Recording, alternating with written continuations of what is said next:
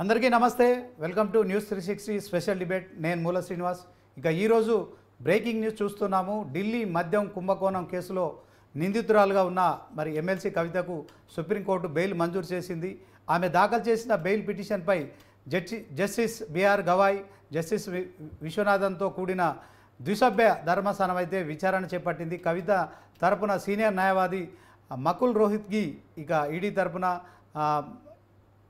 EST తరపు వాదనలు వినిపించారు. ఇరువైపుల వాదనలు విన్న ధర్మాసనం అయితే కవితకు బెయిల్ మంజూరు చేసింది. ఈడీ సిబిఐ కేసుల్లో బెయిల్ ఇస్తున్నట్లు ధర్మాసనం స్పష్టం చేసింది. ఈ నేపథ్యంలో సిబిఐ తుది ఛార్జిషీటు దాఖలు చేసిందని, ఈడీ కూడా దర్యాప్తు పూర్తి చేసిందని పేర్కొంది ధర్మాసనం. ఇక నిందితురాలు జైలులో ఉండాల్సిన అవసరం లేదని సుప్రీంకోర్టు తెలిపింది.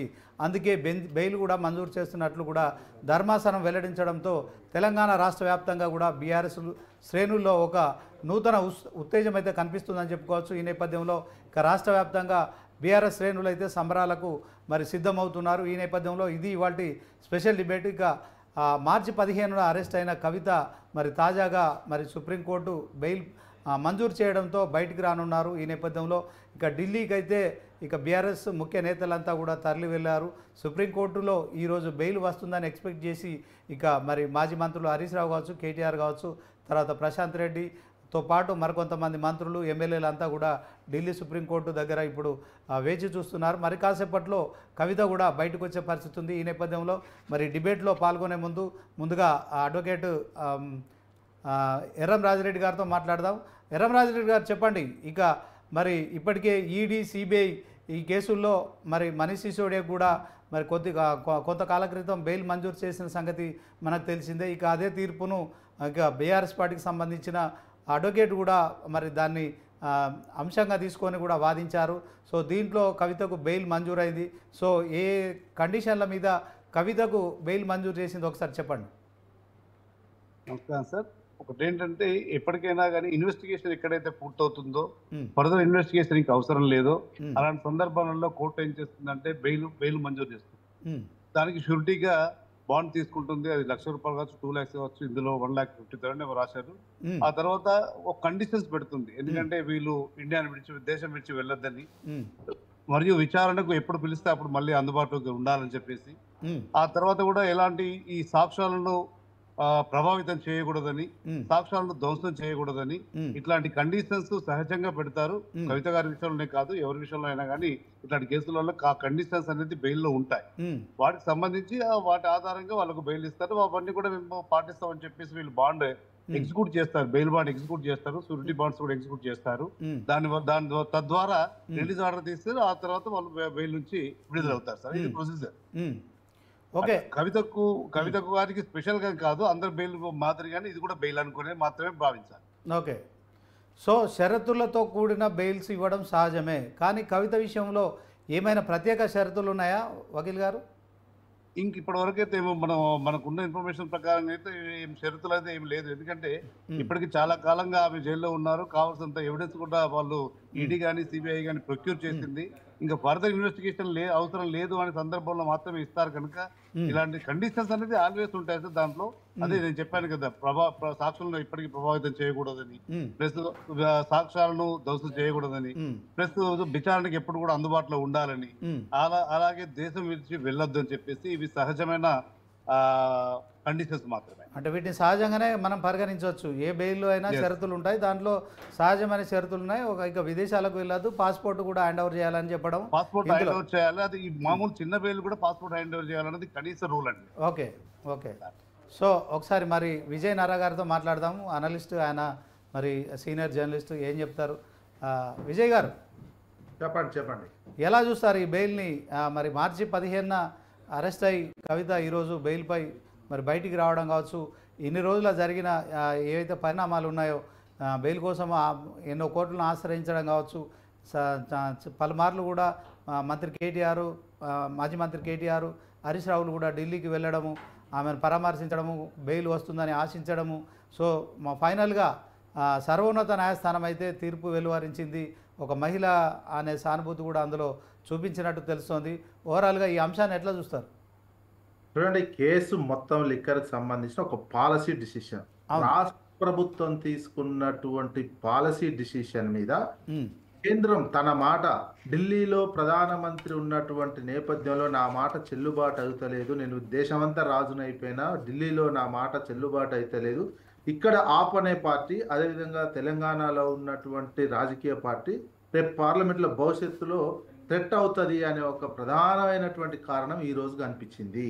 సుప్రీంకోర్టు వాదనలో కనిపించిన, సుప్రీంకోర్టులో వాదనలు చేస్తున్నటువంటి ఈడీ సిబిఐ న్యాయవాదులు చేస్తున్నటువంటి వాదనలు చూసిన తరపున ఇది ఒక పొలిటికల్ కేసుగా మాత్రం ఎస్టాబ్లిష్ అవుతున్నటువంటి సందర్భం. ఇంతవరకు ఒక్క పైసా కూడా ఈ రెండు సంస్థలు రికవరీ చేయనటువంటి వ్యవస్థ. ప్లస్ పాలసీ డిసిషన్ ఒక రాష్ట్ర ప్రభుత్వం తీసుకున్నటువంటి, అన్ని రాష్ట్రాలలో ఢిల్లీ రాష్ట్రం కూడా ఒక పాలసీ తీసుకుంది. దానికి లిక్కర్కి సంబంధించినటువంటి అంశము ప్రైవేట్ సంస్థలకు ఇచ్చేటువంటి, అటువంటిప్పుడు ఎలాంటివి లేకుండానే దేశవ్యాప్తంగా ప్రైవేట్ సంస్థలకు అప్పచెప్తుంది అనేక ఎయిర్పోర్ట్లు, పోర్ట్లు కేంద్ర ప్రభుత్వం. ఇక్కడ ఒక రాజకీయ కక్ష, రాజకీయ దురుద్దేశం అనేది చాలా క్లియర్ గా కనిపిస్తుంది. అందులో భాగంగానే ఈ అరెస్టులు ఇది చేసినటువంటిది. ఇక్కడ ఉన్నటువంటి కవిత గారికి సంబంధించినటువంటి అంశం, కవిత గారికి సంబంధించినటువంటి ముఖ్యంగా ఏంది, కవిత గారి మీద వచ్చినటువంటి ఆరోపణ డబ్బులు ఇచ్చినటువంటి వాళ్ళు అనేది, వీళ్ళు డబ్బులు ఇచ్చి పని చేయించుకున్నారు అంటున్నటువంటి ఒక ఆరోపణ, ఒక సంబంధించినటువంటి ఆరోపణ. ఓకే, డబ్బులు తీసుకున్నటువంటి సిసోడియా ఆరోపించే సిసోడియాకు బెయిల్ వచ్చిన తర్వాత నేచురల్గా సహసిద్ధంగా ఇటువంటి కేసులో బెయిల్ రావడం సహజంగా కనిపిస్తున్నటువంటిది. ఇక్కడ ఈజీగా వచ్చేటప్పుడు విచారణ పూర్తి అయిపోయింది, ఇది విచారణ పూర్తి అయిపోయింది అని కూడా సుప్రీంకోర్టు అనేది విచారణ పూర్తి అయిపోయింది. ప్లస్ హైకోర్టు ఇచ్చినటువంటి పిఎంఎల్ఏకి సంబంధించినటువంటి 45 సెక్షన్ హైకోర్టు ఈమె మహిళ ప్లస్ ఎమ్మెల్సీ ఇటువంటి అన్ని చూశారు, మహిళ కంటే ఎక్కువ. అంటే దాన్ని కూడా సుప్రీంకోర్టు ఇప్పుడు ఖండించింది. 45 అనేది మహిళల లాగానే చూడాలి తప్ప ఇంకో రకంగా చూడొద్దు, అందులో విభేదాలు ఉన్నట్టు, మహిళల పట్ల ఒక వివక్షత చూపించినట్టు, డబ్బున్న మహిళ ఒక తీరుగా, పేద మహిళ ఒక తీరుగా, ఎమ్మెల్సీ ఒక తీరుగా, చదువుకున్న వాళ్ళు ఒక తీరుగా అనే విధంగా చూడకుండా హైకోర్టు ఇచ్చినటువంటి తీర్పును కూడా బెయిల్ నిరాకరిస్తూ దాన్ని కూడా తప్పుపట్టడం జరిగింది. ప్లస్ ఇంకో వ్యాఖ్యలు కూడా చేసింది సుప్రీంకోర్టు. సిబిఐ అండ్ ఈడీకి సంబంధించిన న్యాయవాదులు ఎక్కువ తక్కువ వాదిస్తున్నటువంటి సందర్భంలో మీరు దీన్ని ఎక్కువ తక్కువ వాదించినట్లయితే మీ కేసులో డొల్లతనం బయటపడుతుంది, ఇదంతా రికార్డ్ చేయొద్దంట. ఇప్పుడున్న జడ్జిమెంట్ లో కూడా అది రికార్డ్ చేసి ఇచ్చిర్రు. దానికి సంబంధించినటువంటి ఇలాంటి వాదనలు చేస్తున్నటువంటిది డొల్లతనమైనటువంటి వాదనలు కనిపిస్తున్నాయి ఇందులో ఇన్ని రోజులు ఒకటి కూడా నిరూపించలేదనేటువంటి అంశం కూడా సుప్రీంకోర్టు వ్యాఖ్యానాలు చేసినటువంటి అంశము తీర్పులో కనిపిస్తున్నటువంటిది. అందుకే ఇది ఎలక్షన్స్ కోసము రాజకీయ దురుద్దేశమైనటువంటి కేసు అంశం కూడా ఒక రాష్ట్ర ప్రభుత్వం ఒక పాలసీ డిసిషన్ తీసుకుంటే ఒక ఓర్వలేనితనము అనేటువంటి ఒక రాజకీయ పార్టీగా దేశానికి ప్రధానమంత్రి లాగా వ్యవహరించకుండా ఒక చిన్న వ్యక్తిగా, ఒక మామూలు కార్పొరేటర్ స్థాయిలో ఆలోచించిన ఒక వ్యవస్థను ఆలోచించినట్టయితే కనిపిస్తుంది. ఇంతవరకు అందులో ఒక దేనికి సంబంధించి 493 సాక్షులను విచారించారు. దీనికి సంబంధించిన కేసు మొత్తము విచారణ పూర్తి అయిపోయింది ఈడీకి సంబంధించినటువంటిది. అయినా ఏం నిరూపించలేనటువంటిది. ఫోన్ల విషయం ఎంతసేపటికి సిబిఐ ఈడీ ఏం చెప్తుంది, ఫోన్లు మార్చారు అంటే ఫోన్లు సహజంగా మారుస్తారని కూడా సుప్రీంకోర్టు చెప్పడం జరిగింది. ఫోన్లు మారుస్తున్నటువంటి అంశాన్ని ప్రధానంగా వాదిస్తున్నారు మీరు, బెయిల్ ఎందుకు నిరాకరించాలనే అంశం మీద ఎందుకు వాదించట్లేరని కూడా సుప్రీంకోర్టు ధర్మాసనం వాళ్ళని ప్రశ్నించడం జరిగింది. వీళ్ళు ఎంతసేపటికి ట్రయల్ కోర్టులో కేసు అయిపోయినాక విచారణ జరుగుతున్న ట్రయల్లో ఏ రకమైనటువంటి వాదనలు వినిపించాలో సిబిఐకి ఆ రకమైనటువంటి వాదనలు వినిపిస్తున్నటువంటి సందర్భంలో కూడా సుప్రీంకోర్టు వాళ్ళని వారించడం, తప్పుపట్టడం అటువంటి చర్య చేసింది. పూర్తిగా ఒక పొలిటికల్ కేసు అనేది క్రమంగా నిరూపితం అవుతుంది. ఇదంతా పొలిటికల్ కేసుగా ఉద్దేశపూర్వకంగా చేశారు, ఒక రాజకీయ కక్ష సాధింపు చర్యలో భాగంగా చేశారు అనేది. ఎందుకంటే ఒక్క పైసా కూడా 100 కోట్లు ఇచ్చారంటారు, తర్వాత 43 కోట్లు గోవాలో ఖర్చు పెట్టినవంటున్నారు అంటుంది, ఆరోపణ చేస్తుంది. కానీ ఈ 100 కోట్లని చూపించలేకపోయారు, ఆ 43 కోట్లను చూపించలేకపోయారు. గోవా ఎలక్షన్ లో ఖర్చు పెట్టడానికి చేస్తున్నటువంటిది. అక్కడే వాళ్ళ డొల్లతనం అనేది బయటపడుతుంది. ఇది ఒక కేంద్రంలో బీజేపీ చేస్తున్నటువంటి వ్యవస్థలను సిబిఐ ఈడీని ఏ రకంగా వాడుకుంటుంది అనేది. ప్లస్ ఇదే కేసులో అప్రూవర్ గా మారి 2-3 సార్లు ఒక అప్రూవర్ ఒక స్టేట్మెంట్ ఇస్తారు. ఆ మాగంటి శ్రీనివాసరెడ్డి మాగంటి రాఘవకు సంబంధించినటువంటి అంశం వాళ్ళు మాత్రం అప్రూవర్ గా మారుతా రకరకాల స్టేట్మెంట్లు మార్చేసరికి మళ్ళీ పార్టీలో చేరి వాళ్ళ పార్టీ పొత్తు పెట్టుకున్నటువంటి పార్టీ నుంచి టికెట్ ఇచ్చి ఎంపీగా కూడా గెలిచినటువంటి సందర్భం ఉన్నది. వాళ్ళని ఎందుకు మాగుంట శ్రీనివాస్ ఇదే విషయంలో మాగుంట శ్రీనివాస్ రెడ్డికి సంబంధించినటువంటి అంశం ఎందుకు రాలేదని కూడా ఒక రకంగా కోర్టులో వాదనలు జరిగినటువంటి సందర్భంలో చర్చకు వచ్చింది. ఈ రకంగా అది పూర్తిగా పొలిటికల్ కేసు అనేది మాత్రం క్రమంగా ఎస్టాబ్లిష్ అవుతున్నటువంటి సందర్భం అయితే ఈ బెయిల్ తోటి కనిపించింది. ఇది పూర్తిగా రాష్ట్రానికి తెలంగాణ విషయంలో చూసుకున్నట్టే తెలంగాణ రాష్ట్రానికి సంబంధించినటువంటి అంశంలో తెలంగాణ కవిత గారు తెలంగాణకు సంబంధించినటువంటి జాగృతి ఏర్పాటు చేసి తెలంగాణ సంస్కృతి బతుకమ్మకు సంబంధించినటువంటి అంశంలో తెలంగాణ ఉద్యమంలో కీలక పాత్ర పోషించినటువంటి వ్యక్తిగా ఉద్యమకారులాగానే చూడాల్సినటువంటి అవసరం ఉంటుంది. ఇలాంటి సౌత్ ఇండియా ఇట్లాంటి ఏ ఒక్కరూ సౌత్ ఇండియాకి సంబంధించినటువంటి ఒక వ్యక్తి కొంచెం రాజకీయంగా కావచ్చు వ్యాపారంలో కావచ్చు షైన్ అవుతున్నటువంటి సందర్భంలో నార్త్ ఇండియా వ్యాపారస్తులు నార్త్ ఇండియా పొలిటికల్ సంబంధించినటువంటి వాళ్ళు కుమ్మక్కయ్యి సౌత్ ఇండియా అన్ని అంశాల్లో కూడా తొక్కేస్తున్నటువంటి అంశం కూడా దీన్ని మనం అర్థం చేసుకోవాల్సినటువంటి అవసరం ఉంది. పొలిటికల్ గా కూడా మన సౌత్ భవిష్యత్తులో కూడా పొలిటికల్ గా మనం 130 సీట్లే మనం డబ్బులు ఇస్తున్నది దేశానికి డబ్బులు ఇస్తుందంతా కూడా సౌత్ ఇండియానే. సౌత్ నుంచి డబ్బులు తీసుకుంటున్నారు, మొత్తం రాజకీయంగా అణచివేత. అదే విధంగా వ్యాపారస్తులు కూడా చూడండి, విజయ్ మాల్యా చూసుకున్న ఇంకెవరు చూసుకున్నా సౌత్ ఇండియా మీద సిబిఐ ఈడీ దాడులు ఎక్కువ ఉంటాయి, నార్త్ ఇండియా వాళ్ళ మీద అసలు ఉండవు. అదానికి సంబంధించినటువంటి మొత్తం దోపిడీ జరుగుతున్నా ఎలాంటి కేసులు ఉండవు, ఎలాంటి విచారణలు ఉండనటువంటి వ్యవస్థ నడుస్తుంది. ఇటువంటి వివక్షత, రాజకీయ వివక్షత, వ్యాపారపరమైనటువంటి వివక్షత, ఒక కక్ష సాధింపు, ఎవడైనా సౌత్ ఇండియా నుంచి రాజకీయంగా ఒకరు పైకి వెళ్తున్న వ్యాపారంగా పైకి వెళ్తున్న కక్ష సాధింపు చర్యలు మాత్రం ఈ నార్త్ ఇండియా పార్టీగా ముద్రపడుతున్నటువంటి బీజేపీ నాయకత్వం చేస్తుంది. ఇది భారతదేశానికి మంచిది కాదు, సమాజానికి మంచిది కాదు. ఇన్ని జాతులు, ఇన్ని మతాలు, ఇన్ని కులాలు ఉన్నటువంటి భారతదేశానికి ఇట్లాంటి కక్ష సాధింపు రాజకీయాలు డెమోక్రసీకి సరైనటువంటి మార్గదర్శకం అనిపించుకోదు. డెమోక్రసీకి మరొక 10 కాలాల పాటు వర్ధిల్లాలి డెమోక్రసీ అంటే ఇట్లాంటి డెమోక్రసీని ప్రతి ఒక్కరు ఖండించాల్సినటువంటి అవసరం అయితే ఉంది. ఓకే, థ్యాంక్ యూ విజయ్ గారు. ఇక ఒకసారి న్యాయవాది ఎర్రం రాజిరెడ్డి గారితో మాట్లాడదాం. సో వకీల్ సాబ్ చెప్పండి, ఇది ఎమ్మెల్సీ అని కానీ మహిళ అని కానీ దీంట్లో కవిత బెయిల్ విషయంలో సానుకూలమైన అంశాలు ఉన్నాయంటారా, లేదా సాధారణంగానే ఈ లిక్కర్ కేసులో మరి ఈడీ సిబిఐ దర్యాప్తు పూర్తయిపోయింది కనుక బెయిల్ వచ్చిందంటారా? దీంట్లో వాస్తవం ఏంటి చెప్పండి. ఒకటి సార్, ఇందులో వారు ఎమ్మెల్సీ అని కానీ మహిళ అని కానీ కోర్టు తారతమ్యం కానీ తేడాలు కానీ భేదాలు కానీ చూపిస్తారు. కోర్టు ఎప్పుడు కూడా ఒక విచారణకు వచ్చేస్తే విచారణ ముద్దాయిగానే చూస్తుంది తప్ప వారి యొక్క బ్యాక్గ్రౌండ్, వాళ్ళు ఎలా ఉన్నారు, వాళ్ళు ఎక్కడి నుంచి వచ్చారు, ఏం చేశారు అనేది కోర్టుకు సంబంధించిన విషయం కాదు. కోర్టుకు అది అప్రస్తుతం. కోర్టు ఆ విషయాలకు జోలికి వెళ్ళదు కూడా. కోర్టుకు ఏమున్నా అభియోగాలు ఏమి ఇచ్చారు, దాని ప్రకారం చట్ట ప్రకారం ఏమున్నది, బెయిల్ ఇవ్వాలా వద్దా, ఇవ్వాల్సిన సందర్భం ఎప్పుడు వస్తుంది అనేది చూస్తుంది తప్ప అక్కడ కవిత గారు ఎమ్మెల్సీ అని కానో లేకపోతే ఇంకో రాజకీయ పార్టీ నాయకురాలనో లేకపోతే కేసు పెట్టింది ఇంకో పార్టీ వాళ్ళనో వాళ్ళకి సంబంధం లేదు. కోర్టుకు అలాంటివి ఆపాదించకంటే అలాంటివి లేవు కూడా.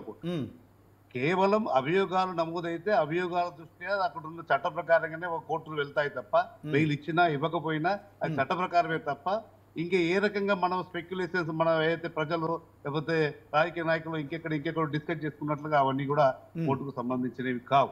ఇకపోతే ఈ ఈడీ పెట్టినా ఆ తర్వాత ఏది సిబిఐ పెట్టినా అవి ఇన్వెస్టిగేషన్ లో ఏదైనా అభియోగం వస్తే ఇన్వెస్టిగేషన్ లో తేలుతా తప్ప అది కావాలని చేశారా లేకపోతే దురుద్దేశపూర్వకంగా చేశారా లేకపోతే ఇంకో పార్టీ తొక్కేయాలని చేశారా అనేది కోర్టుకు సంబంధించినంత వరకు అవన్నీ ఉండవు సార్. ఆ కోణంలో కూడా ఎప్పుడు కోర్టు ఆలోచించదు. అంటే వకీల్ గారు ఇంకొక మాట, ఇప్పుడు ఆమెకు బెయిల్ వచ్చింది, ఈడీ సిబిఐ దర్యాప్తు కూడా పూర్తి అయిపోయిందని సుప్రీంకోర్టు చెప్తుంది. అంటే ఇక ఆమె పూర్తి స్థాయిలో నిర్దోషి అని భావిస్తోందా కోర్టు బెయిల్ మంజూరు చేయడంలో? ఇక్కడ కేసులో బెయిల్ మాత్రమే వచ్చింది, ఆమె నిర్దోషి అనేది ఆఫ్టర్ ఫుల్ ఫ్లెడ్జ్డ్ ట్రయల్. అంటే పూర్తి విచారణ ఆ కేసులో విచారణ పూర్తి అయిపోతే ఫైనల్ జడ్జిమెంట్ ఏదైతే వస్తుందో అప్పుడు ఆమె నిర్దోష లేకపోతే దోష అని తెలియదు అప్పుడు. ఇప్పుడు కేవలం ఆమె విచారణకు ట్రయల్ కంటే ముందు ఆమెకు బెయిల్ మాత్రమే ఇచ్చారు, కానీ ట్రయల్ ఇంకా అలానే ఉంది. ఆ విచారణ జరగాల్సిందే, జరిగిన తర్వాత అప్పుడు దోషాలు నిర్దోషాలు తేలుతుంది. ఇప్పుడు ఆమెకు బెయిల్ ఇచ్చేంత మాత్రాన నిర్దోషని కానీ, బెయిల్ ఇవ్వలేదని దోషి కానీ, లేకపోతే బెయిల్ ఇచ్చిన దోషి కానీ కాదు. కేవలం వారు ముద్దాయిగానే ఉంటారు. ఎప్పటి వరకు పూర్తి ట్రయల్ జరిగే విచారణ జరిగే వరకు అప్పటి వరకు వారు ముద్దాయిగానే ఉంటారు. ఫైనల్ జడ్జిమెంట్ లో నిర్దోష దోషాన్ని తేలుతుంది. ఓకే, ఫైనల్గా దీంట్లో వకీల్ సాబ్ ఇప్పుడు ఈడీ సిబిఐ వాదనలు పూర్తయిపోయాయి. ఆమె నిందితురాలు జైల్లో ఉండాల్సిన అవసరం లేదు. ఈ అంశంలో బెయిల్ వచ్చింది. Okay, at the same time దీంట్లో మరి రాజకీయాలు కావచ్చు, తర్వాత రెండు పార్టీలు మింగిలింగ్ అయిపోయాయని చెప్పి కూడా అంటే సుప్రీంకోర్టును ప్రభావితం చేసే పరిస్థితి ఉంటుందా? సార్, ఏ కోర్టులను ఎవి కూడా ప్రభావితం చేస్తారు. ఏ రాజకీయ పార్టీ కాదు, ఏ అధికార పార్టీ అయినా, ప్రతిపక్ష పార్టీ అయినా, ఇంకే పార్టీ అయినా కానీ కోర్టులను ప్రభావితం చేయడం అనేది ఉండదు. కోర్టులు ప్రభావితం కావు. ఎందుకంటే మన ఇండిపెండెంట్ జుడిషియరీ. ఇప్పటి వరకు మనకు ప్రజల్లో అంతో ఇంతో నమ్మకం ఉండదంటే ఓన్లీ జుడిషియరీ మీదని. కనుక ఆ జుడిషియరీ ప్రభావితం అవుతుంది అనేది తప్పు, పూర్తిగా తప్పు. అది ఎవరన్నా చెప్పినా కానీ తప్పేస్తారు, అది నిజమైతే కాదు. బయటకు వచ్చిన తర్వాత కవిత బయటకు వచ్చిన తర్వాత సాక్ష్యాలను ప్రభావితం చేస్తారు, తారుమారు చేస్తారు, కోర్టులో బెయిల్ ఇవ్వద్దని చెప్పి మరి ఈడీ సిబిఐ రెండు కూడా వాదించాయి, కానీ కోర్టు అంగీకరించలేదు. వాళ్ళ వాదనలు కేవలం బెయిల్ ఇవ్వడం వల్ల ఇప్పుడు అండర్ ట్రయల్ అంటే విచారణ పూర్తి కాలేదు కనుక విచారణ సందర్భంగా అక్కడ బయట ఉంటే ఆమె ఏమైనా ప్రభావితం చేయొచ్చు అనే దాంట్లో ఈడీలు సిబిఐ వాళ్ళు వాదనలు వినిపించారు. కానీ ఇప్పుడు బెయిల్ ఇచ్చేటప్పుడు ఏంటంటే ఇంకా వారు ప్రభావితం చేసే అవకాశం లేదు. ఎందుకంటే ఎవిడెన్స్ అంతా కూడా రికార్డ్ చేశారు మీరు, సాక్షుల విచారణ పూర్తిగా జరిగిపోయింది. ఇక కేవలం ఫైనల్ ఛార్జ్ షీట్ వేయడానికి ముందే కనుక ఈ సందర్భంలో ఆమెకు బెయిల్ ఇచ్చినప్పటికీ కూడా ప్రభావితం చేసే అవకాశాలు లేవు కదా అని చెప్పేసి సుప్రీంకోర్టు వారు వ్యక్తపరిచే అభిప్రాయం. అంటే ఇది ఒక రకంగా చెప్పాలంటే ఈడీకి అలాగే సిబిఐకి ఈ సుప్రీంకోర్టు తీర్పు, బెయిల్ తీర్పు అయితే ఇది ఒక చెప్పపెట్టులాగా మనం భావించవచ్చా? నో, దీన్ని ఎవరికి చెప్పబెట్టు కాదు. ఇది ఒక ప్రాసెస్, లీగల్ ప్రాసెస్ మాత్రమేనే భావించాలి. అంటే ఆల్రెడీ ఈడీకి సిబిఐకి తెలుసు కదా, దర్యాప్తు పూర్తయిపోయింది, సాక్ష్యాలన్నీ రికార్డు చేశాము, ఇందులో నిందితులను కావచ్చు, తర్వాత అనుమానితులు అందరినీ విచారించాము, అయినప్పటికీ కూడా ఇక మరి దీన్ని డ్రాగన్ చేసినట్టు మరి బీఆర్ఎస్ ఆరోపిస్తుంది కదా, ఏం చెప్తారు? డ్రాగన్ చేయడం అనేది సరే, ఒక పొలిటికల్ పార్టీ ఏం ఆలోచిస్తుంది, ఎలాంటి ఆరోపణలు చేస్తున్నది అక్కడ అప్రస్తుతం సార్. కోర్టు వరకు మాత్రం కేవలం విచారణ, బెయిల్ ఎప్పుడు ఇవ్వాలి, ఏ సందర్భంలో ఇవ్వాలి అనేది ఏవైతే ఆ పారామీటర్స్ ఉన్నాయో ఆ పారామీటర్స్ అనుసరించి మాత్రమే బెయిల్ ఇస్తాను తప్ప ఇంకెవరు అనుకున్నట్టుగా ఉండదు.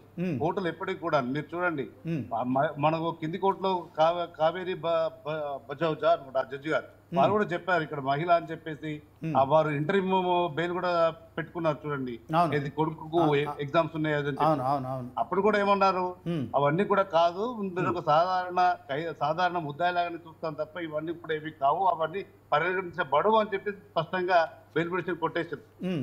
అది మనందరికి గుర్తే.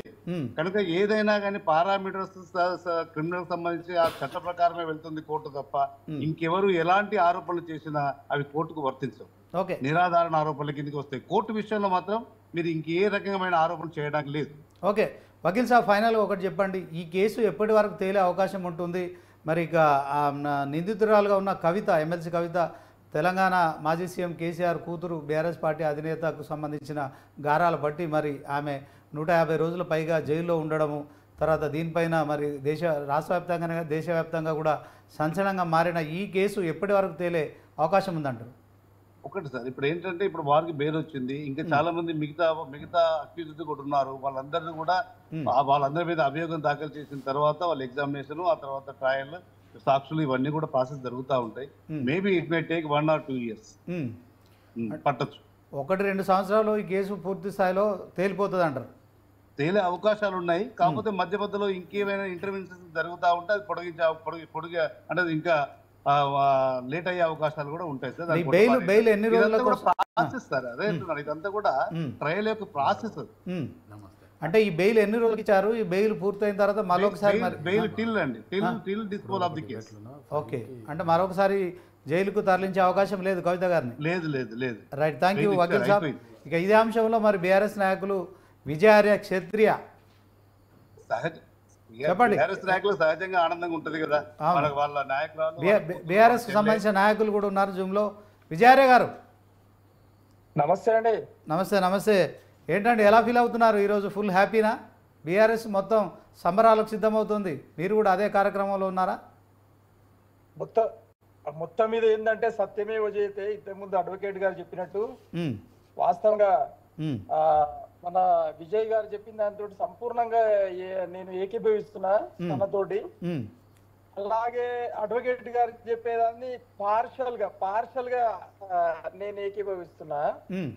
ఈ రోజు అడ్వకేట్ గారు చెప్పారు ఇది ఆటోనమస్ బాడీ, దీని మీద ఎలాంటి ప్రభావితం ఉండదు అని అంటున్నారు. కానీ వాస్తవంగా న్యాయ వ్యవస్థ మీద రాజకీయ వ్యవస్థ ఖచ్చితంగా ప్రభావితం చూపుతుంది. ఈ రోజు దానికి ఎవిడెన్సెస్ మోదీ గారి పరిపాలన గత 11 సంవత్సరాల నుండి చూస్తూ ఉంటే 10.5 సంవత్సరాల నుండి ఎంతమంది ముఖ్యమంత్రులను, ఎంతమంది కేబినెట్ మంత్రులను, ఎంపీలను, తర్వాత ఎమ్మెల్యేలను తనకు నచ్చని వాళ్ళను పైన ఈడీ ద్వారా తర్వాత సిబిఐ ద్వారా కేసెస్ పెట్టించి వాళ్ళు లొంగిన తర్వాత వాళ్ళను విడుదల చేయించడం జరిగింది.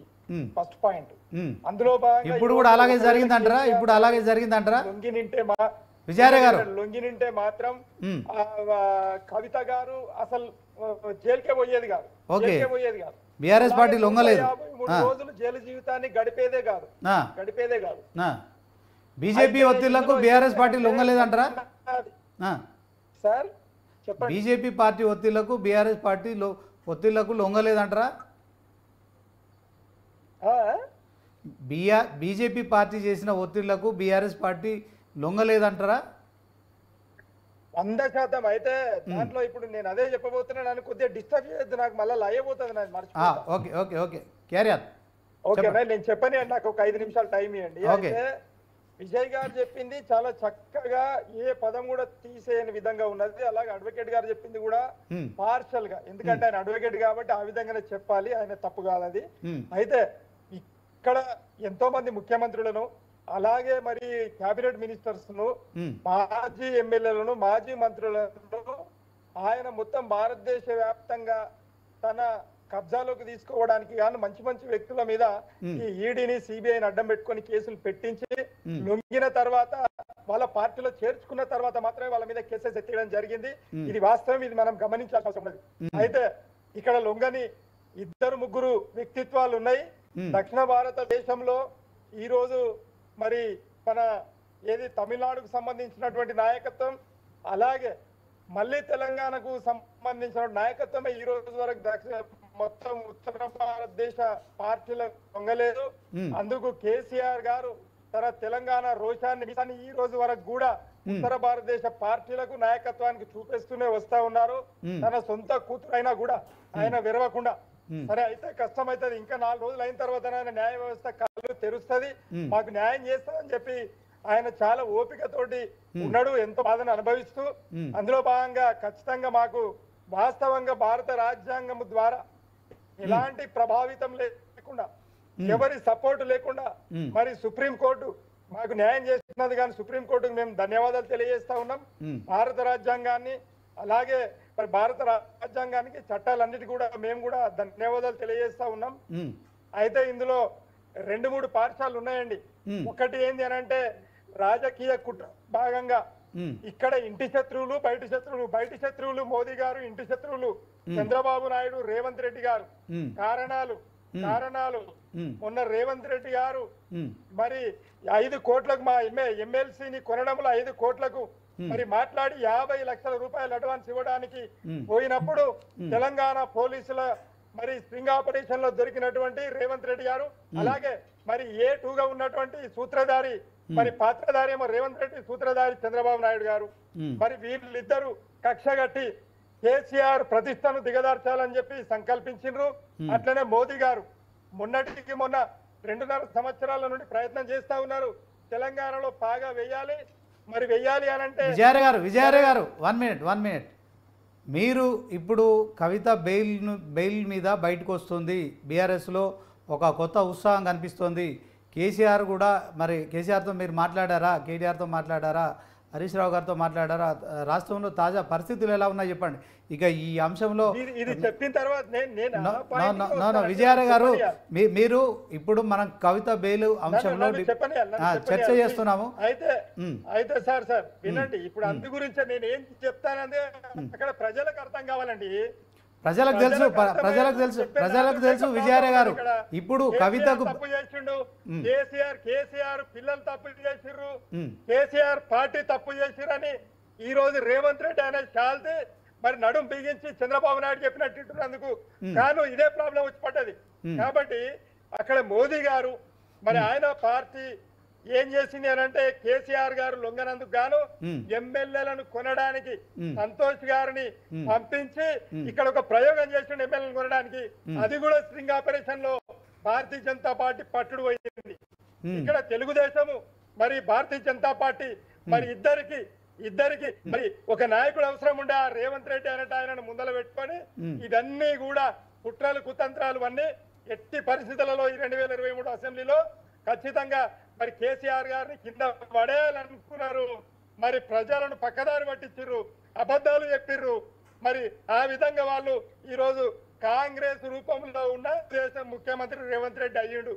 అందులో భాగంగానే ఈ రోజు మొత్తం మూకుమ్మడి దాడి చేసి ఈ రోజు మా నాయకురాలు కేసీఆర్ స్వయాన కూతురు మరి ఎమ్మెల్సీ కవిత గారి మీద రాజకీయ కుట్రతోటి మరి ఇదంతా 153 కస్టడీలో ఉన్నది 153 రోజులు.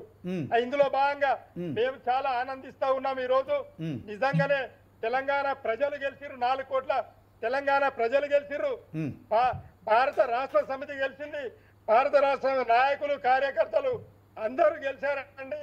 సుప్రీంకోర్టు మంచి ఆదేశించి మంచి ఆర్డర్ ను పాస్ చేసింది. మరి మేమంతా చాలా ఆనందంగా ఉన్నాం. ఢిల్లీలో ఉన్నారు, అలాగే మేము కూడా సన్నాహాలు చేస్తా ఉన్నాం. ఢిల్లీ నుండి కాల్స్ వచ్చినాయి, ఆమె రాక కోసం మేమందరం ఎదురు చూస్తా ఉన్నాం. Right, okay. ఈ విషయంలో మరొకసారి కాంగ్రెస్ నాయకులు శివకుమార్ లాల్ గారు ఉన్నారు. చెప్పండి సార్, ఎలా చూస్తారు ఈ అంశాన్ని? ఇప్పుడు మొత్తానికైతే బీఆర్ఎస్లో ఒక నూతన ఉత్సాహం అయితే కనిపిస్తోంది. సుప్రీంకోర్టులో కవితకు బెయిల్ మంజూరైంది. సో బీఆర్ఎస్ బీజేపీ ఒకటేనని మీరు గత కొంతకాలంగా కూడా డీల్ కుదిరిందని కూడా చెప్తున్నారు. మరి ఇక దీనికి సంబంధించి న్యాయవాది చెప్పింది కూడా విన్నారు. సో సుప్రీంకోర్టులను కానీ ప్రభావితం చేసే అంశం ఏది ఉండదు. అందరిలాగే కవితకు మరి మామూలుగానే ఆమెను నిందితురాలుగానే పరిగణించారు. తీర్పు కూడా అలాగే వెలువరించారు. ఆ సందర్భంలో బెయిల్ వచ్చింది. కానీ పూర్తిగా ఉద్దేశపూర్వకంగా కాంగ్రెస్ పార్టీ సో దీంట్లో మరి కవితపై అభియోగాలు చేసిన నేపథ్యంలో ఏం చెప్తారు? ముందుగా 360 న్యూస్ ప్రేక్షకులకు, మీకు ప్యానెల్లో ఉన్న వారికి నమస్కారం. ఒకటి ఏమంటే, ఈరోజు కవిత ఎవరైతే కేసీఆర్ కూతురు ఉందో మొత్తానికి ఆమె ఒక రకమైన ప్రభావితం చేసింది. దానికి ఈరోజు ఇప్పుడే విజయార్య గారు చెప్పినట్టు 153 రోజులు జైల్లో ఉంది. ఈరోజు ఏదైతే బెయిల్ వచ్చిందో ఆ బెయిల్ని మట్టుకు మనం ఆశ్చర్యపడాల్సింది ఏమి లేదు. మొత్తానికి ఆ బీజేపీ బీఆర్ఎస్లో ఏదైతే కేసీఆర్ వర్సెస్ నరేంద్ర మోదీకి ఏదైతే సైలెంట్ రిలేషన్షిప్ ఉందో ఆ రిలేషన్షిప్ ఇప్పటి వరకు అదే కొనసాగింది. ఈరోజు ఇప్పుడు కేసీఆర్ బయటకు వచ్చి మాట్లాడతాడు. మొన్న వరకు కేసీఆర్ మాట్లాడింది లేదు. కేసీఆర్ గొంతు మూగపోయింది. కేసీఆర్ బయటికి రావాలంటే ఒక ఏమంటారు, మొత్తానికి ఒక మూలకు వండుకున్న ఎలుకలాగా ఒక త్వరలో పోయిండు ఎలుక, ఆ టైప్లోనే కేసీఆర్ పోయిండు. రెండోది ఇంకోటి ఏమంటే, ఇదే కవిత ఇది లిక్కర్ కేసు ఒకటే కాకుండా జాగృతి అనేది ఒక సంస్థ పెట్టి ప్రజలను ప్రభావితం చేసి స్కిల్ డెవలప్మెంట్ అనే ప్రోగ్రాంలు తీసుకొని ఆ పైసలను కూడా దగ్గర 100,000 కోట్ల రూపాయలు డైవర్ట్ చేసింది. ఈరోజు ఆ లెక్క కూడా తేల్చేది ఉంది. ఆ రకంగా ఆలోచిస్తే ఈరోజు ఒక కిరాయి ఇంట్లో ఉన్న కవిత ఈరోజు బుర్జ్ ఖలీఫాల సూట్స్ ఏడికైనా వచ్చినాయో ఒకసారి ఆమె చెప్పాలా. ఆమె ఏదైతే చేతికి కట్టుకునే వాచ్ దగ్గర ఒక 20 లక్షల రూపాయల వాచ్ ఏడికైనా వచ్చింది చెప్పాలి. ఎందుకంటే ఎవరైతే కవిత స్టేట్స్లో ఉన్నప్పుడు కానీ లేకపోతే ఇక్కడ వచ్చినప్పుడు కానీ ఏమైనా బంగారం పండించిందా, లేకపోతే ఏ రకంగా విత్ ఇన్ నో టైం. నేను కూడా కాంగ్రెస్ పార్టీలో గత 40 సంవత్సరాల నుంచి ఉన్నా, 83 నుంచి యూత్ కాంగ్రెస్లో ఉన్నా. ఇప్పటి వరకు మళ్ళీ నా స్థాయి ఏం పెరగలేదు. నాకేమి 20 లక్షల వాచ్ ఏం కట్టుకుంటలేదు. నేనేం బుర్జ్ ఖలీఫాలా నాకు కనీసం ఒక ఇంచు భూమి కూడా లేదు. అంటే ఏడికైనా వచ్చినాయి ఇవన్నీ. అంటే ఏడికైనా దోయకపోతే ఏడికైనా వస్తాయి. మొత్తానికి ఇంకొకటి ఏమంటే, కొంతమంది పెద్దలు వాళ్ళ విఘ్నతతో వదిలేస్తా, అసలు కవిత పుట్టక ముందు నుంచే బతుకమ్మ ఆడిన రోజులు ఉన్నాయి. ఈరోజు కవిత వస్తే బతుకమ్మ వచ్చింది కాదు, కవిత దాన్ని హైజాక్ చేసింది, దాన్ని మళ్ళీ డిస్కో టైప్ బతుకమ్మ తీసుకుపోయింది. దాంట్లో ఆమెని ఎన్నో రకాలుగా జనాలు మహిళలు హెచ్చరించడం జరిగింది. ఇది బతుకమ్మ అంటే వంగి ఆడి ఒక పద్ధతి ప్రకారం ఇస్తే ఒక భక్తిభావతం చేసింది. నువ్వు ఈడ షోకులకు వచ్చి డిస్కో డ్యాన్స్లు ఆడినట్టు కాదు, ఇది పద్ధతి కాదు అనే రకంగా కూడా గతంలో పెద్దవాళ్ళు అమ్మ వయసు ఉన్న వాళ్ళందరూ కూడా ఆమెను హెచ్చరించిన రోజులు ఉన్నాయి, చెప్పిన రోజులు ఉన్నాయి. ఇటువంటి కవిత ఈరోజు ఆమె బెయిల్ వచ్చిందంటే ఆ టీఆర్ఎస్ బీఆర్ఎస్లకు ఏమన్నా సంతోషం ఉండదు, కానీ ఆమె ప్రభావితం చెయ్యది అని ఏదైతే కోర్టు నమ్మిందో అది మటుకు తప్పిదమే. ఖచ్చితంగా రేపు వచ్చిన తర్వాత ప్రభావితం కూడా చేసే అవకాశం ఉంది. రెండోది, వీళ్ళు మొత్తానికి 2014లో వీళ్ళ ఆస్తులేంది, 2018లో వీళ్ళ ఆస్తులేంది, లేకపోతే 2023 వరకు వీళ్ళ ఆస్తులేంది. ఐదర్ కవిత అనుకోండి, తర్వాత కేసీఆర్ అనుకోండి, హరీష్ రావు అనుకోండి, కేటీఆర్ అనుకోండి, తర్వాత పల్లా రాజేశ్వరరెడ్డి అనుకోండి, లేకపోతే పాలమ్మిన పూలమ్మిన అనుకున్న మల్లారెడ్డి అనుకోండి, లేకపోతే ఆ పిల్లోడు ఎవరైతే అభిషేక్ రావు వారిని తీసుకోండి. తర్వాత చాలా మంది అట్లా ఆలోచిస్తే మాగుంటే వాళ్ళ ఫ్యామిలీ వాళ్ళు కానీ మొత్తం వీళ్ళందరినీ కవిత ఒక ఆడకూతురుండి ఈరోజు తెలంగాణ కీర్తి ప్రతిష్టలను ఏడికి తీసుకుపోయిందంటే ఒక సారామ్య లెవెల్లో తీసుకుపోయింది. అది వాళ్ళ గొప్పతనం. మొత్తానికి తండ్రేమో ఎక్కడక్కడ బెల్ట్ షాపులు పెట్టి తాగుబోతులను తయారు చేస్తాడు, అన్ననేమో ఎవరికి పడితే వానికి చెరువులు, కుంటలు, నాలలు అన్ని కబ్జాలు చేయమని రాసిచ్చేస్తాడు. బినామీల పేరు మీద ఉంటే ఒకసారి నాదంటాడు, ఒకసారి ఇంకో కొందంటాడు. దాని తర్వాత మా రేవంత్ రెడ్డి గారు డ్రోన్ ఎగరేస్తే ఆయన తీసుకుపోయి 14 రూపాయలు జైల్లో పెడతాడు. అప్పుడు మటుకు నాది కాదు అని ఎప్పుడు చెప్పలే, ఇప్పుడు నాది కాదని తప్పించుకోవడం జరుగుతుంది. ఇట్లా వీళ్ళు మొత్తానికి ఇంకొకటి కొత్తగా నిన్ననే మనం బహుశా డిబేట్లో కూడా మాట్లాడిండొచ్చు, ఏది సీఎం రిలీఫ్ ఫండ్, దాని మీద కూడా ఈరోజు మొత్తానికి నిజంగా కూడా కాంగ్రెస్ పార్టీ కొంచెం చిత్తశుద్ధితో నుండి ఆలోచించి ఒక్కసారి ఈ స్కామ్లు చేసిన వాళ్ళందరూ నిజంగా కూడా ఒకసారి లోపలేయాలా నిజంగా కూడా. మరి ఈ ఒక్క కవితనే కాదు, కవిత పోయింది వచ్చింది అంటే కవితకి ఎప్పుడైతే హరీష్ రావు, కేటీఆర్ 2 సార్లు 3 సార్లు ఢిల్లీ పోయినప్పుడు అమిత్ షాతో మాట్లాడినప్పుడు ఇది ఖచ్చితంగా బెయిల్ వస్తుందని మనం ఊహించిన విషయమే. ఎన్నోసార్లు మనం కూడా డిబేట్లో మాట్లాడడం జరిగింది. ఖచ్చితంగా ఇవ్వాలా, లేకపోతే ఒక 2-3 పిటిషన్ల తర్వాత నిరాకరించినట్టు యాక్టింగ్ చేయడము తర్వాత వస్తుంది అనేది. పాపం అడ్వకేట్ గారు జనరల్గా ఆయన ప్రొఫెషన్లు ఉండరు కాబట్టి ఆయన ఖచ్చితంగా ఆయన చెప్పాల్సిన మాట అంతే చెప్తాడు. కేసు ఎప్పుడు వరకు డీల్ అవుతుంది అంటే ఈరోజు కూడా ఆయన చెప్పలేని పరిస్థితి.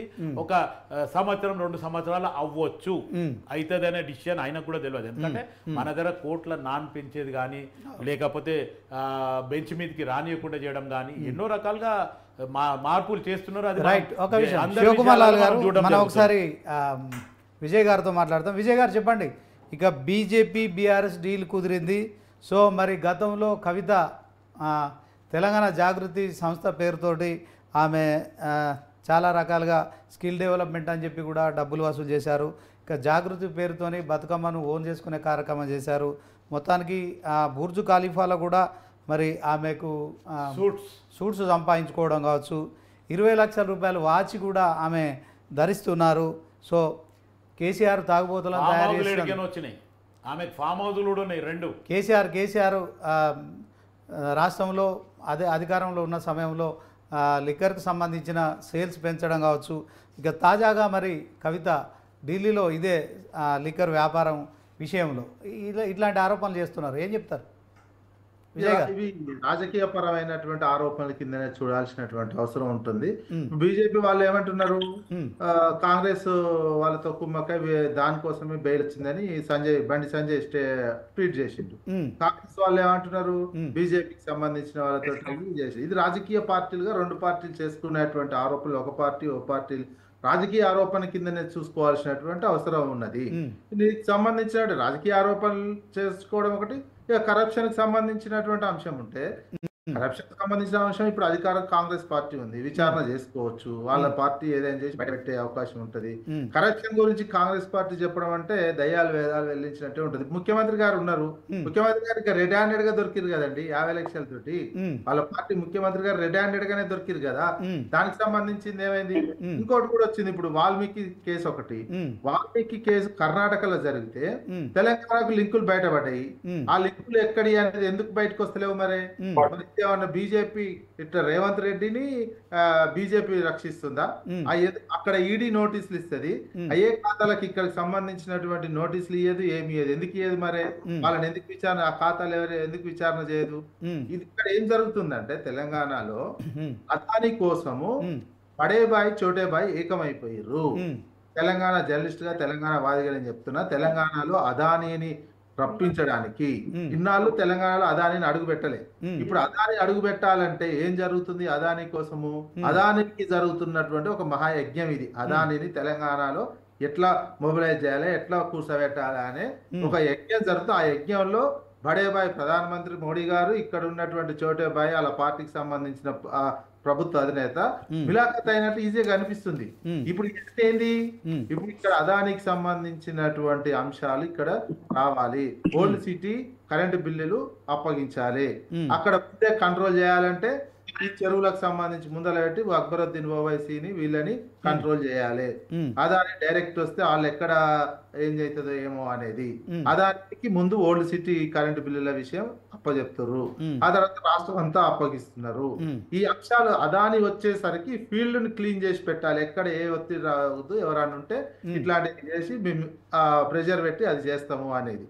ఈ రకమైనటువంటి ఇక్కడ జరుగుతుంది ఇది. ఇక్కడ జరుగుతున్నటువంటి తెలంగాణలో తెలంగాణకు సంబంధించినటువంటి రాజకీయాల్లో జరుగుతున్నటువంటిది ఒక బడా పెట్టుబడిదారుని తీసుకొచ్చి ఒక ఉన్నటువంటి వ్యక్తిని తెలంగాణ ఆర్థిక వ్యవస్థను మొత్తం ఆయన చేతిలో ఎట్లా పెట్టాలి. ఎందుకంటే ఇక్కడ కన్నుబడ్డది వాస్తవానికి బడా పెట్టుబడిదారు గుజరాత్ కార్పొరేట్ మాఫియా ఇక్కడ ఏమైనా ఆర్థిక వనరుల మీద సహజ వనరుల మీద కన్నుబడ్డది. ఆ కన్నుబడ్డ దాన్ని సేఫ్ గా ఆయన చేతిలో ఎట్లా పెట్టాలి అనే దానికి వీళ్ళు వేసిన స్కెచ్ ఇన్నాళ్ళు రాలేదు. తెలంగాణ వచ్చిన లేదు.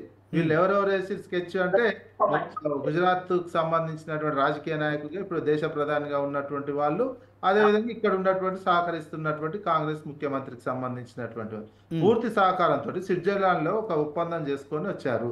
తర్వాత దీనికి సంబంధించిన కరెంట్ కి సంబంధించినటువంటి ఒప్పందము, ఇక్కడ లాజిస్టిక్ సబ్స్ అబ్బు పెడతా అని ఇంకేదో పెడతా అని పేరుకి ఇవన్నీ ఇక్కడున్న బాక్సైట్ నిల్వలు కావచ్చు, ఇతర బొగ్గు నిల్వలు కావచ్చు, ఆఖరికి సింగరేణి, ఎందుకంటే ఇవన్నీ విద్యుత్కు సంబంధించిన ప్రైవేటీకరణ మొత్తం మీటర్లు స్మార్ట్ మీటర్లు పెట్టే అటువంటి అంశం కావచ్చు, ఇవన్నీ భవిష్యత్తులో అదానికి అప్పగించడానికి ఈ యొక్క చెరువుల ప్రతి ఒక్క రాజకీయ పార్టీ కావచ్చు, ప్రశ్నిస్తున్నటువంటి వ్యక్తులను కావచ్చు, క్రమక్రమంగా ఏదో రకంగా బ్లాక్ మెయిల్ చేయాలి. ఆ రకంగా blackmail in the party కూడా, ఇన్ ద పార్టీలు ఎవరైనా అటు ఇటున్నా వాళ్ళను కూడా టార్గెట్ ఏంటి? అదానిని సేఫ్ గా తెలంగాణ ఆర్థిక వ్యవస్థను దోపిడీ చేయడానికి కావలసిన వెసులుబాటు కల్పించడానికే తెలంగాణలో ఇదొక మహాయజ్ఞం లాగా నడుస్తుంది. అట్లా యజ్ఞంలో భాగంగానే ఇప్పుడు ఈ చెరువులకు సంబంధించినటువంటి అంశం ముందుకు వచ్చింది. బెదిరించాలి ఇది అన్ని. ఈ కేసుకు కూడా ఇక్కడ కూడా ఏంది, ఫస్ట్ ఒక లిక్కర్ కి సంబంధించినటువంటి పాలసీ డిసిషన్ అని భారతదేశంలో అన్ని రాష్ట్రాలు అన్ని రాష్ట్ర ప్రభుత్వాలకి హక్కు అధికారం ఉంటది. పాలసీ డిసిషన్ ఆ రాష్ట్ర ప్రభుత్వం తీసుకున్నది. దాన్ని ఆ రాష్ట్రం నచ్చకుండా ఆయన అంటే పడకుండా నేను ఆ పని దేశంలో ఎదుగుతుంది. గుజరాత్ అప్పుడు ఆ గుజరాత్ ఎలక్షన్ టైంలో ఏమైందంటే బాగా ఆప్ పెరిగినట్టు కనిపించింది. గుజరాత్ ఎలక్షన్ లో చాలా ఇంపాక్ట్ చూపిస్తున్నటువంటి సందర్భం ఉన్నది. సౌత్ ఇండియాలో అప్పుడు అధికారంలో ఉండి కేసీఆర్ కూడా ఇక్కడ బాగా దేశాల్లో ప్రశ్నిస్తున్నటువంటి వ్యక్తిగా ఉన్నారు. వీళ్ళని క్రమక్రమంగా దెబ్బకొట్టాలనేటువంటి అంశం మీద బీజేపీ చేసినటువంటి దాంట్లో రాజకీయ కక్ష అనేది చాలా క్లియర్ గా కనిపిస్తుంది. అదే మరి ఎందుకు ఇప్పుడు ఇక్కడ తెలంగాణలో ఈ కర్ణాటకలో ఉన్న వాల్మీకి స్కామ్ కి ఇక్కడ ఉన్నటువంటి లింక్ ని ఎందుకు బయట పెట్టలేకపోతుంది? ఈడీ సార్ నోటీసులు ఇచ్చి విచారణ చేసి మళ్ళీ ఎందుకు బంద్ చేసింది? ఇవన్నీ కూడా బయటికి రావాల్సినటువంటి అవసరం ఉన్నది. ఇక మనకు స్వతంత్ర ఉద్యమంలో కూడా వినాయక చవితి మనం ఎప్పుడో పూర్వం నుంచే చేస్తారు. కొన్ని శతాబ్దాల నుంచి వినాయక చవితి చేస్తారు. బాలగంగాధర్ తిలక్ వచ్చిన తర్వాతనే వినాయక చవితి ఎక్కువైంది. ఎందుకైంది? స్వతంత్ర పోరాటంలో ఒక కల్చరల్ యాక్టివిటీగా ఒక కల్చరల్ రూపాన్ని ప్రజల్లో తీసుకెళ్లి స్వతంత్ర భావజాలాన్ని మరింత పెంపొందించడానికి చేసిర్రు. బతుకమ్మ మన దగ్గర బతుకమ్మ ఏమైంది? అప్పటి వరకు అవమానకరంగా బతుకమ్మ అంటే ఆడడం తక్కువ అయిపోయింది. బతుకమ్మ ఆడితే ఒక షేమ్ఫుల్ గా చూసినటువంటి సిస్టమ్. ఆ తర్వాత తెలంగాణ ఉద్యమంలో ఏం చేశారు? బతుకమ్మ అంటే బతుకమ్మ ఆడడం అనేది ఇప్పుడు ఒక గ్రేట్, ఒక ప్రౌడ్ గా ఫీల్ అయ్యేటువంటి సిచ్యువేషన్. బతుకమ్మ ఇప్పుడు ఆ రకంగా తీసుకొచ్చినటువంటిది. అట్లా గుర్తింపు తీసుకొచ్చినటువంటి వ్యక్తికి దానికి జాగృతిగా కవిత గారికి అది తెలంగాణ వ్యక్తులుగా తెలంగాణ వాళ్ళు కంపల్సరీగా అది గుర్తించాల్సినటువంటి అంశం. బతుకమ్మ ఆడలేదండి, బతుకమ్మ ఆడి ఆడలేదని కాదు. చంద్రబాబు నాయుడు ఎట్లా తొక్కేసిండండి? చంద్రబాబు నాయుడు అప్పుడు చంద్రబాబు నాయుడు తొక్కేస్తుంటే వీళ్ళే కదా మొత్తం మద్దతు పలికింది. మొత్తం ఉన్నటువంటి వ్యక్తి ఇప్పుడు ఉన్నటువంటి ప్రభుత్వ అధినేతే కదా మొత్తము. చంద్రబాబు నాయుడు పూర్తిగా అనుకూలంగా ఉండి తెలంగాణ తుపాకులు పట్టుకొని పోయి తెలంగాణ ప్రజల మీదకే తుపాకులు పట్టుకపోయినటువంటి వ్యక్తి కదా. వీళ్ళు అవినీతి గురించి ఇట్లా మాట్లాడడం అంటే కొంచెం కాంగ్రెస్ కు సంబంధించినటువంటి వాళ్ళు మాట్లాడము. ఓకే, థ్యాంక్ యూ విజయ్ గారు. మరొకసారి మీరు లైన్లోనే ఉండండి. చెప్పండి, ఇంకా ఓటుకు నోటు కేసు తెర మీదకి తీసుకొస్తున్నారు. అలాగే ఎట్ ద సేమ్ టైం కర్ణాటకలో వాల్మీకి స్కామ్ ఒకటి బయటకు వచ్చింది. దాంట్లో తెలంగాణకు సంబంధించిన నేతలు కూడా ఉన్నారు. సో అక్కడ ఈడీ నోటీసులు ఇచ్చారు, ఇక్కడ ఇవ్వలేదు. మరి ఇక బడేబాయ్ అని నరేంద్ర మోడీ గారిని సంబోధించడం, చోటాబాయిగా మరి రేవంత్ రెడ్డిని మరి చెప్తున్నారు. ఇక లిక్కర్ పాలసీ అనేది రెగ్యులర్ పాలసీ, దీంట్లో ప్రాబ్లం లేదు. మరొకసారిగా ఆదాని లాంటి వాళ్ళని కూడా తెలంగాణలోకి తీసుకురావడానికి రేవంత్ రెడ్డి సహకరిస్తున్నట్టే బీజేపీ కాంగ్రెస్ ఒకటైపోయాయని చెప్పి కూడా మరి జర్నలిస్టు అనలిస్టు విజయ్ గారు అంటున్నారు. ఏం చెప్తారు? జర్నలిస్టు అనలిస్టు లేకపోతే పేడ్ ఆర్టిస్టు నాకు తెలియదు భయ్. మొత్తానికి ఓ బీఆర్ఎస్ నాయకుడు విజయ్ ఆర్యలో ఆయన కూడా మాట్లాడతలేడు. ఈయన మొత్తం తండ్రి వేసుకొని మాట్లాడమని చెప్పి ఆయనని, అప్పుడైతే బాగుంటది. ఇట్లా ఒగ్గర మాటలు మాట్లాడి లేకపోతే పార్టీ మీద అదని ఇదని మాట్లాడితే బడేబాయ్ చోటబాయ్ అంటే నువ్వు నాకంటే చిన్నోడు అయితే నేను చిన్న తమ్ముడు అంట, నాకంటే పెద్దోడు అంటే బడేబాయ్ అంటారు. అది తెలంగాణ ఒక సంస్కృతి, ఒక మర్యాద. వీళ్ళు బతుకమ్మ ఆమె ఆడితేనే బతుకమ్మ ఆడింది, లేకపోతే తెలంగాణలో వచ్చి విజయ్ నేను మాట్లాడినప్పుడు మాట్లాడదు, నేను మాట్లాడినప్పుడు మాట్లాడలే. కంట్రోల్ చేయ ముందు ఆయన ముందు కంట్రోల్ చేయి. ఆయన నువ్వు అర్థమైపోయింది. విజయ్ ఆర్య కంటే నువ్వు ఎక్కువ మాట్లాడుతున్నావు అంతే. ఇక నువ్వు విజయ్ ఆర్య కంటే ఎక్కువ మాట్లాడుతున్నావు. అనలిస్టా లేకపోతే జర్నలిస్టా లేకపోతే ఇంకే ఇష్టం, నువ్వే ఆలోచించుకోవాలి. నేను చెప్పడం కాదు, కండు వేసుకో డైరెక్ట్. మాటలు మందిని అంటారు. చెత్త మాటలు మాట్లాడేటోళ్లకు ఎవడా పేమెంట్, నువ్వు పేమెంట్, పార్టీ పేమెంట్ 50 లక్షలతో దొరికి మొత్తం ఆత్మ తెలంగాణ గారు నేర్చుకోండి మీరు ఎట్లా మాట్లాడాలా బీఆర్ఎస్ లో అని. ఎందుకంటే ఇప్పుడు మన 360 న్యూస్ లా ఇద్దరిద్దరు బీఆర్ఎస్ వాళ్ళు వచ్చారు అనుకుంటున్నా. నేను ఒక్కరు కాదు, ఇద్దరిద్దరు బీఆర్ఎస్ వాళ్ళు పిలిచిరు అనుకుంటున్నా. మాట్లాడే స్టైల్ అట్లనే ఉంది. విజయగారికి ఇద్దరిద్దరు బీఆర్ఎస్ లో పిలుస్తున్నారు అంటే ఒక్కరితో ఎదుర్కోలేక. చోటే బాయ్ బడే బాయ్ అనేది ఒక మర్యాద, ఒక సంస్కృతి. ఇదే కేసీఆర్ హౌలా గారికి ఒక పెద్ద మనిషికి మర్యాద ఇవ్వడానికి చేతగాలే, ఒక ప్రధానమంత్రికి మర్యాద ఇవ్వడానికి చేతగాలే, ఒక గవర్నర్ కి మర్యాద ఇవ్వడానికి చేతగాలే. అటువంటి బుద్ధి లేని వాళ్ళు మీరు బుద్ధి లేని గురించి మాట్లాడుతుండ్రా. శివకుమార్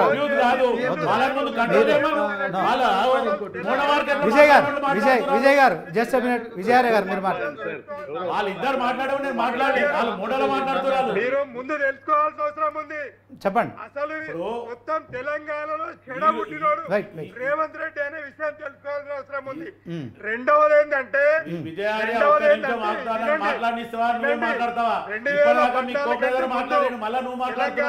ఆయన సీనియర్ జర్నలిస్ట్ అండి, పొలిటీషియన్ కాదు. అఫ్ కోర్స్, కానీ కొన్ని ఆరోపణలు వచ్చినప్పుడు ఖచ్చితంగా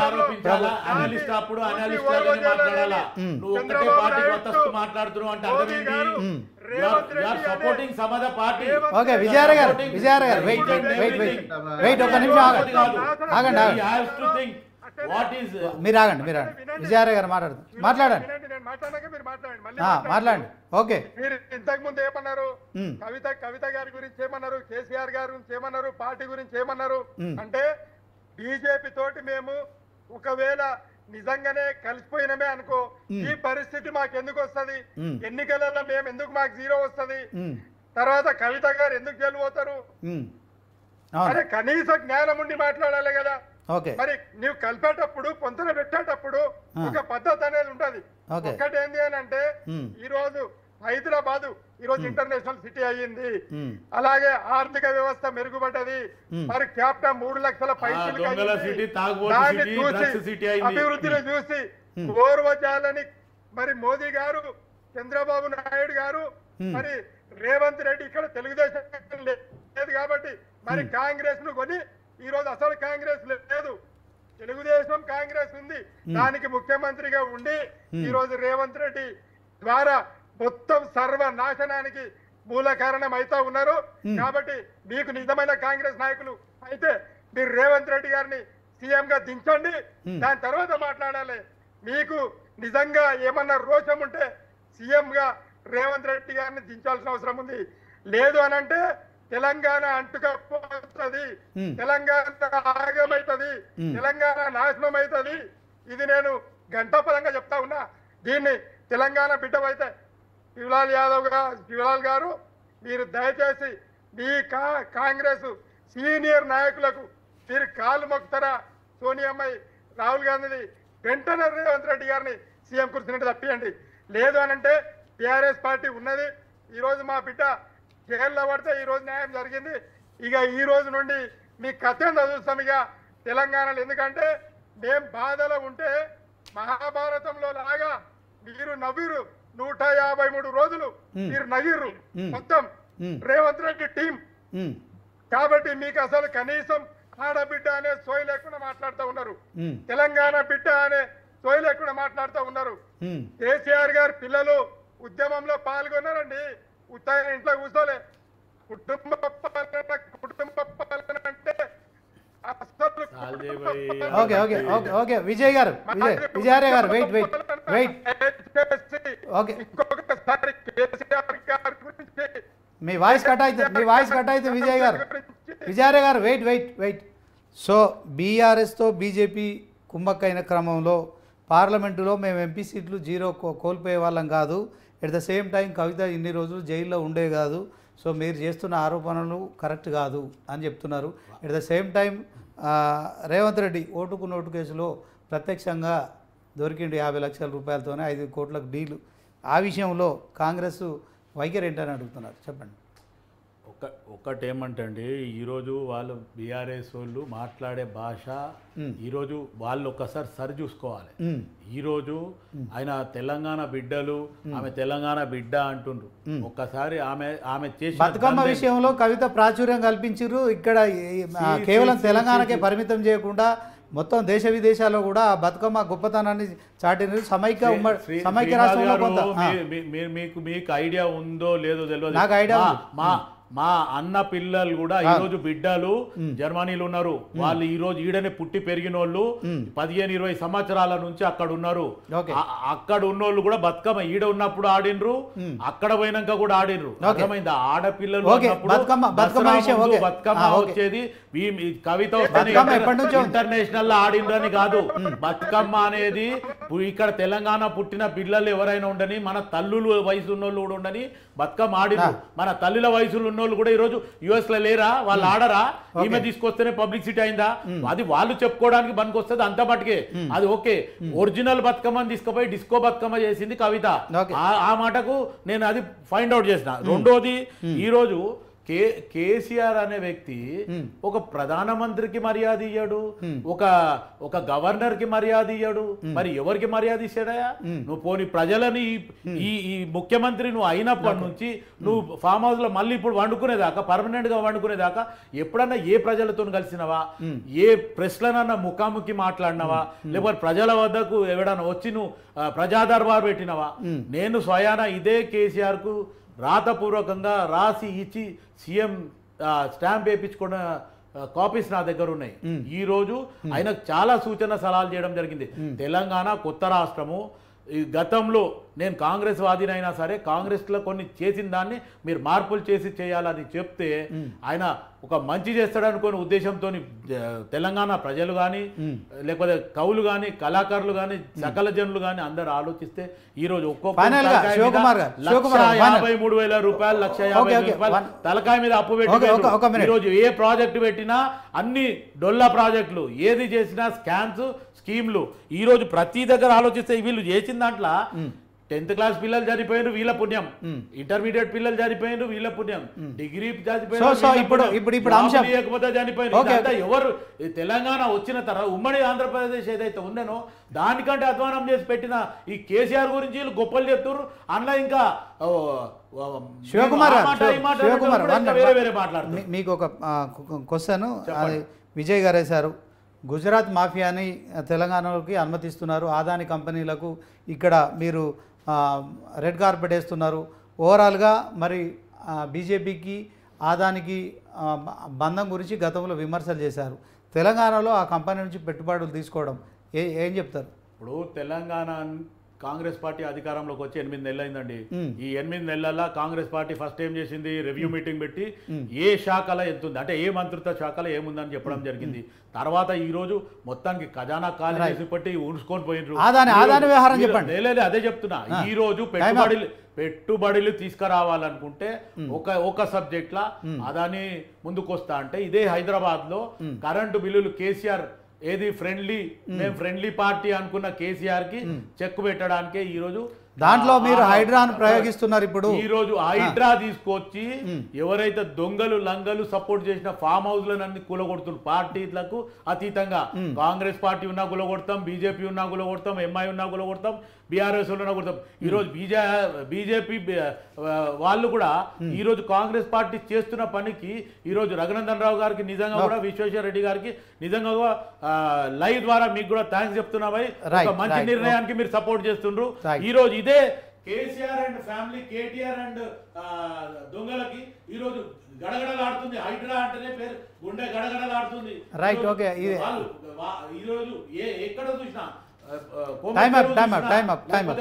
సో ఇది ఇవాళ స్పెషల్ డిబేట్. ఇక మరి తెలంగాణ రాష్ట్ర వ్యాప్తంగా బీఆర్ఎస్లో మరి ఒక నూతన ఉత్సాహం అయితే కనిపిస్తోంది. ఎప్పుడెప్పుడా అని ఎదురు చూస్తున్న కవిత బెయిల్ విషయంలో సుప్రీంకోర్టు కూడా బెయిల్ మంజూరు చేయడంతో ఇక బీఆర్ఎస్ శ్రేణుల్లో ఒక ఆనందం అయితే, సంతోషం అయితే కనిపిస్తుంది. ఈ నేపథ్యంలో ఇక ఆమె మరి పూర్తి స్థాయిలో కేసు తేలే వరకు కూడా బెయిల్ పైన ఉంటారని కూడా మా న్యాయవాదులు చెప్తున్న నేపథ్యంలో డిబేట్లో పార్టిసిపేట్ చేసిన విజయారే క్షత్రియ కావచ్చు, అలాగే విజయ్ నారాయణ సీనియర్ జర్నలిస్ట్ కావచ్చు, ఇక మరి దీంట్లో అడ్వకేట్ న్యాయవాది అయిన ఇక ఎర్రం రాజిరెడ్డి కావచ్చు, తర్వాత స్టూడియోలో ఉన్న శివకుమార్ లాల్కు కూడా ప్రత్యేక కృతజ్ఞతలు. ఇది వాళ్ళ స్పెషల్ డిబేట్. చూస్తూనే ఉండండి న్యూస్ 360. నిజం ఆలోచన మారుస్తుంది.